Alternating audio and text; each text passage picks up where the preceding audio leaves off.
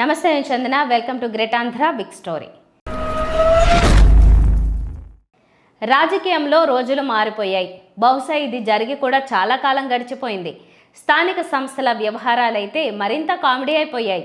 ఒక కార్పొరేటర్ కూడా గెలవని కార్పొరేషన్లలో రాష్ట్రంలో అధికారంలో ఉన్న పార్టీ పాగా వేయగలదు. అవకాశం దొరికితే చాలు బలాలను అటు ఇటు చేయడం అధికారంలో ఉన్నవారికి చిటికలో పని. ఇందుకోసం సామధాన భేద దండోపాయాలను ఉపయోగించడం రాజకీయ పార్టీలకు, రాజకీయ నేతలకు ఏ మాత్రం కష్టం కాదు. ఈ విషయంలో భౌతిక దాడులకు, బుల్డోజర్లకు పని చెప్పడానికి, రోడ్లపై రచ్చలు చేయడానికి కూడా వెనకాడడం లేదు.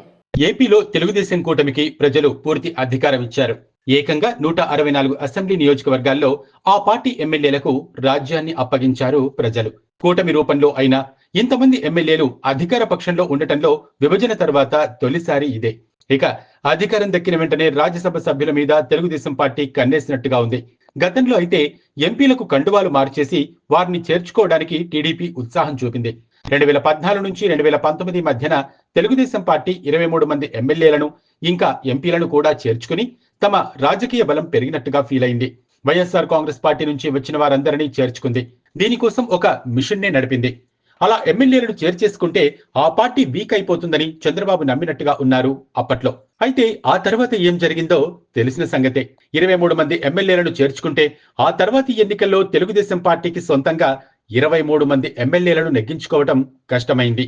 ప్రజాస్వామ్యంలో నేతలను, ఎమ్మెల్యేలను, ఎంపీలను చేర్చుకునేస్తే ఒక పార్టీ వీక్ కావడమో, అడ్రస్ కోల్పోవడమో జరగదు అని నాటి ఎన్నికల ఫలితాలు నిరూపించాయి. ప్రజాస్వామ్యంలో ప్రత్యామ్నాయానికి ఎప్పుడూ అవకాశం ఉంటుందని, ఆ విషయంలో ప్రజలు అలర్ట్గా ఉంటారని, ఏ పార్టీని ప్రజలు పూర్తిగా చంపేరని, ఏ పార్టీకి అయినా వారు ఎప్పుడైనా జీవం పోయగలరని అనేక సార్లు రుజువైంది. స్వయంగా టీడీపీ విషయంలో కూడా ఇది జరిగింది. చంద్రబాబు కథ అయిపోయింది అనుకున్న ప్రతిసారి ఏదో అవకాశం ద్వారా ఆ పార్టీ అధికారాన్ని చేపట్టింది కూడా. కాబట్టి చంద్రబాబుల ఎమ్మెల్యేలను, ఎంపీలను చేర్చేసుకోవడం ద్వారా కానీ, వైఎస్ఆర్ కాంగ్రెస్ పార్టీ తరహాలో స్థానిక సంస్థల ఎన్నికలను ఏకపక్షం చేసుకోవడం ద్వారా కానీ ఎలాంటి ప్రయోజనాలు ఉండవని ఇరు పక్షాలు నీతి నేర్చుకోవచ్చు. 23 మంది ఎమ్మెల్యేలను గుంజేసుకున్న టీడీపీ ఆ తర్వాత 23కే మిగిలింది. స్థానిక సంస్థల్లో ఏకగ్రీవంగా నెగ్గిన వైఎస్ఆర్ కాంగ్రెస్ పార్టీ ఇప్పుడు అవే స్థానిక సంస్థల విషయంలో ప్రత్యర్థి పార్టీకి ఒక్క స్థానంలో లేకపోయినా చైర్మన్ పీఠాలను సొంతం చేసుకుంటే ఖిన్నురాలవుతోంది. నేతలు అనేవారు తక్కెడలోని కప్పల్లాంటి వారని, అధికారం ఎటుంటే వారు అటు చేరిపోవడమే తప్ప ఇంకో నీతి లేదని ఇందుమూలంగా అర్థమవుతోంది. అయితే చెరో దెబ్బపడిన టీడీపీ పరిస్థితిని మళ్లీ మొదటకు తీసుకొస్తుండటం విశేషం. వైఎస్ఆర్ కాంగ్రెస్ పార్టీ ఎంపీలను డైరెక్ట్గా చేర్చేసుకుంటే గతంలాగా చెడ్డపేరు వస్తుందని, ఈసారి తెలుగుదేశం పార్టీ తెలివి మీరిన పని చేస్తోందనే విశ్లేషణ వినిపిస్తూ ఉంది.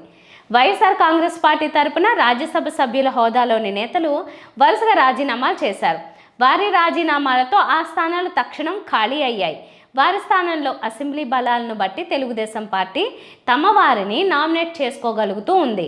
వైఎస్ఆర్ కాంగ్రెస్ పార్టీ తరపున రాజ్యసభ సభ్యుల హోదాలో ఉన్నవారు తిరిగి వచ్చి చేరితే కూడా తమకు నచ్చిన వారికి అవకాశం ఇస్తూ ఉంది.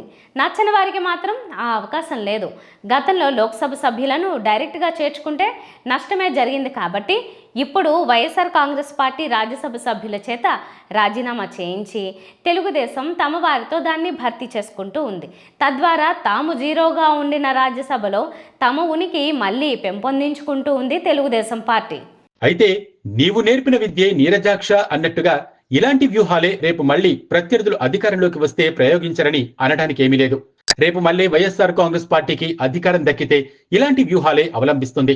ఈ రోజు చేసిన దానికి ప్రతీకారం అన్నట్టుగా అంతకు మించి ఇలాంటి వ్యూహాలను అమల్లో పెడుతుంది తప్ప ఎక్కడా తగ్గలేదు. ఇప్పుడు తెలుగుదేశం చేస్తోంది అదే. వైఎస్ఆర్ కాంగ్రెస్ పార్టీ అధికారంలో ఉన్నప్పుడు తమను వేధించారంటూ ఇప్పుడు కక్ష సాధింపు చర్యల విషయంలో తెలుగుదేశం పార్టీ తీవ్ర స్థాయికి వెళ్లిపోయింది. ఇప్పుడు అధికారం ఉంది కాబట్టి ఏం చేసినా చెల్లుతుంది. అయితే అధికారంలో ఉన్న వారికి ఉండే కాన్ఫిడెన్స్ ఏంటంటే అది ఎప్పుడు తమ వద్దే ఉంటుందని అనుకుంటారు. గతంలో జగన్ అయినా ఇప్పుడు తెలుగుదేశం పార్టీ అయినా అధికారం ఎప్పుడూ తమదే అని భావిస్తూ ఉంటారు. ఆ భ్రమల్లోనే ఉంటారు. వారిని ఆ భ్రమల్లో ఉంచడానికి అనేక మంది నిర్విరామంగా కృషి చేస్తూ ఉంటారు. వారిని నమ్మి తెగిస్తూ ఉంటారు అధికారంలోని వారు. అయితే నేతలు అర్థం చేసుకోవాల్సింది ఇదంతా స్థాన బలమే కానీ తమ బలమి కాదు అని. అధికారం అనే స్థానంలో ఉండడం వల్ల తాము చెప్పింది జరుగుతోంది, రేపు స్థానం మారితే మళ్ళీ పరిస్థితి మొదటికొస్తుంది. నారా లోకేష్ బాబు రెడ్ బుక్ పాటను ఇంకా వదలటం లేదు. ఇలాంటి మాటలు అధికారం లేనప్పుడు మాట్లాడితే బాగుంటుంది, కానీ అధికారం సంపాదించుకున్నాక తమ ఉద్దేశాలు ఎలా ఉన్నా కనీసం మాటల్లో అయినా వీటి వేడి తగ్గాల్సింది. అయితే లోకేష్ మాత్రం రెడ్ బుక్ ను తలుస్తూనే ఉన్నారు. ఈ రోజు ఇవన్నీ బాగుంటాయి, రేపు పరిస్థితి తిరగబడితే ఈ మాటలు ప్రత్యర్థులకు అస్త్రాలవుతాయి. అధికారంలో ఉన్నప్పుడు రోజు రెడ్ బుక్ అన్నారు కదా అని ప్రత్యర్థులు తమ దాడులను సమర్థించుకుంటారు. ఇంకా బోలెడంత రాజకీయ భవితవ్యం ఉన్న లోకేష్ ఎందుకు రెడ్ బుక్ ను ఇంత హైలైట్ చేసుకుంటూ ఉన్నారో బోధపడదు. బహుశా అధికారం తమకే శాశ్వతం అనే భావనలో ఆయన కూడా ఉండొచ్చు. ఇక ఇవే పార్టీలు ప్రతిపక్షంలో ఉన్నప్పుడు మాత్రం ప్రజాస్వామిక విలువల గురించి మాట్లాడతాయి. వైఎస్ఆర్ కాంగ్రెస్ పార్టీ అధికారంలో ఉన్నప్పుడు లోకేష్ ఏమనేవారో అందరికీ గుర్తే ఉంటుంది. రాష్ట్రంలో రాజారెడ్డి రాజ్యాంగం అమలవుతోందంటూ తరచూ లోకేష్ వ్యాఖ్యానించేవారు. మరి ఇప్పుడు ఆయనే రెడ్ బుక్ అంటారు. అధికారం లేకపోతే రాజారెడ్డి రాజ్యాంగం, అధికారం దక్కితే రెడ్ బుక్ అనడమా? ప్రతిపక్షంలో ఉన్నప్పుడు ప్రజాస్వామిక విలువలే పరమావధి, అప్పుడు గాంధీ విగ్రహం. అధికారం దక్కితే బాహాటంగా అయినా రెడ్ బుక్ అనొచ్చన్నమాట. గమనించాల్సిన విషయం ఏంటంటే, రెడ్ బుక్ అన్న రాజారెడ్డి రాజ్యాంగం అమలైన పెద్ద నేతలకు మాత్రం పెద్ద ఇబ్బంది ఉండదు. మహా అంటే నెల 2 నెలల్లో జైలు జీవితాలను చూస్తారు. ఆ తర్వాత ఎలాగూ బెయిల్ దక్కుతుంది, మళ్లీ పాత కదే. అయితే వీటిని నమ్ముకున్న సామాన్యులు మాత్రం గుల్ల అయిపోయే పరిస్థితులొచ్చాయి.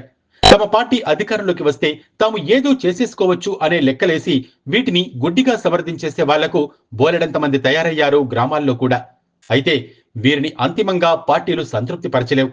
వైఎస్ఆర్ కాంగ్రెస్ పార్టీ హయాంలో వాలంటీర్లు సచివాలయాలు వచ్చి ఆ పార్టీ క్యాడర్ ను తీవ్ర నిస్పృహకు గురిచేశాయి.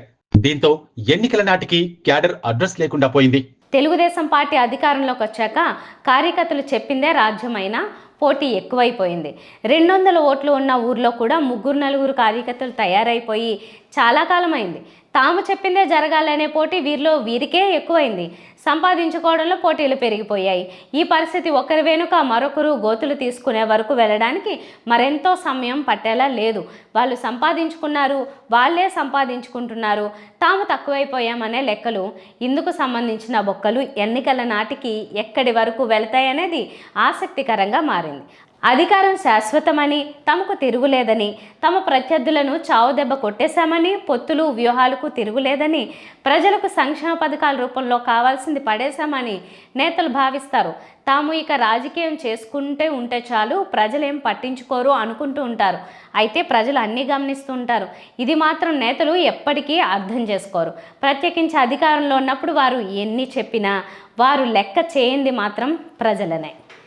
ఇది వాళ్ళ బిగ్ స్టోరీ. మరిన్ని టాపిక్స్తో కలుద్దాం. నమస్తే.